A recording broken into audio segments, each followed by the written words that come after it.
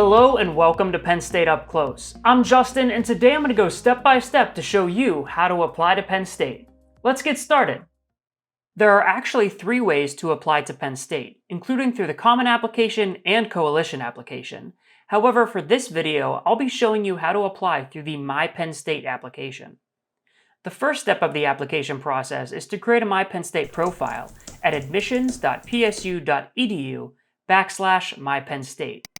Once you're on that page, you'll want to click on the Create a My Penn State Profile button. You'll then be prompted to enter your personal information, including your name, date of birth, and social security number. Including your social security number in our secure application is required if you want to be reviewed for student aid. You'll continue through the creation process to add your contact details, including your email and postal address. Next, you'll review the information you've entered and create your My Penn State account.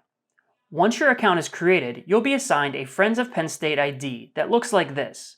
Be sure to write down your ID and password because you'll need it to log into your My Penn State account in the future. Your My Penn State account is the hub of information for your Penn State application. Through it, you can apply online, check the status of your application, review transfer credits, and much more. Now that you've created your account, you can start the application by clicking on the Apply Online button. There are 5 sections of the My Penn State application, and the first section, Profile Information, should already be started for you based on the information you provided to create your account. You'll complete this section by entering your citizenship and ethnicity information. Your application work can be saved at each step of the process by clicking on the Save and Continue button at the bottom of the page.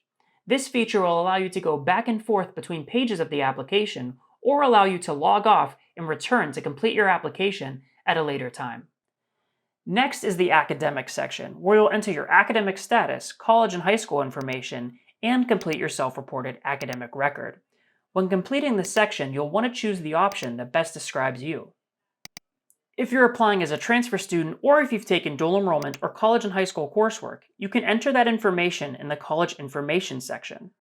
The next page, High School Information, is required for all applicants, including transfer and homeschooled applicants, as well as GED holders. We use the information that you provide here to process your academic record. The next section, Self-Reported Academic Record, can be completed now or through your My Penn State account after you submit your application. Please note that your application will not be complete and eligible for review until we receive your self-reported academic record and other supporting materials. If you would like to learn more about how to complete your self-reported academic record, please check out the link in the description below. The next section, Program of Study, is where you'll indicate the type of degree you plan to study, your desired starting semester, your intended major, and your starting and ending campus. Let's talk about building your program of study. To start, you can use the Choosing Your Major tool on the left to review our academic programs and find your major. This tool allows you to search our majors by academic interest area, campus or location, or through an alphabetical listing. If you're unsure about what major to choose, I encourage you to explore the Division of Undergraduate Studies, our undecided option, or you can select undecided within a specific academic area of interest, like undecided in business or engineering. Once you've made your selections, you'll see more information about your major, including special program notes and requirements, in the section at the bottom of the page. After you've selected your academic interest area and intended major, you'll need to choose your ending, starting, and alternate starting campus. When making your choices, there are several things you'll want to keep in mind. First, this is a smart application that will adapt and change to the choices that you make. For example, if you choose a major like nursing that requires you to start and finish at certain Penn State campuses, the application will limit your campus options to only those locations that offer that specific program. While certain programs may limit your campus options, the majority of our majors can be started at any Penn State undergraduate campus and completed through various pathways, including our 2+2 plan, which allows you to start at one Penn State campus and transition to another after your first 2 years of study. Regardless of the Penn State campus you choose, you're still going to get a world-class Penn State education and have access to all of our resources and opportunities. When listing your campus options, please know that we will always evaluate you for your starting campus first and will only reevaluate you for your alternate starting campus if we're unable to offer you admission to your first choice. When choosing your ending campus, please pick the location where you plan to complete your degree. If you choose Penn State University Park as your starting campus, you'll have the ability to indicate your interest in the optional summer start. If you select this option and we're unable to offer you admission for the fall semester at University Park, we will automatically reevaluate you for the summer start before we evaluate you for your alternate start on campus. Our criteria for summer start at University Park is slightly lower than it is for the fall, so selecting this option increases your chances of being admitted to that campus. The last thing to note is that you can only be offered admission to one Penn State campus at a time, so we encourage you to do some research and look into our campuses before applying to find the campus that's the best fit for you. You can find more information about our campuses at admissions.psu.edu/campuses or by emailing us at admissions@psu.edu.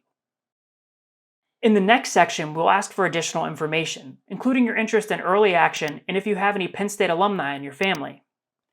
Early action is a non-binding commitment by Penn State to respond to applicants earlier in the admissions decision cycle. If you apply before November 1st and select early action, we guarantee that you will receive an admissions decision prior to December 24th.